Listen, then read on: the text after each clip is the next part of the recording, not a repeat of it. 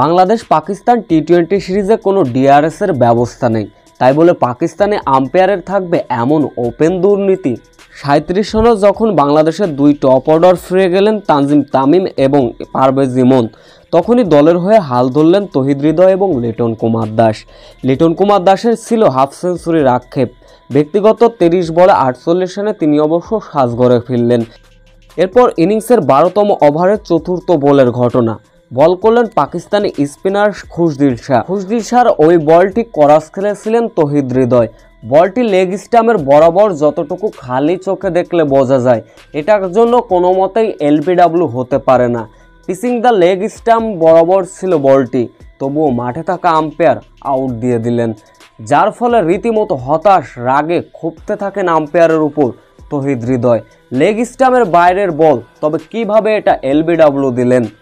15 over 6 wicket 124 রানের বাংলাদেশের মেরুদণ্ড যখন ভেঙে গিয়েছিল, পাকিস্তানের নিয়ন্ত্রিত বোলিংয়ের কাছে বড় লক্ষ্য তাড়া করতে নেমে মহা বিপদে পড়ে হারল বাংলাদেশ। এক প্রকার আম্পায়ারের কাছেই যেন হেরে বসল টাইগাররা।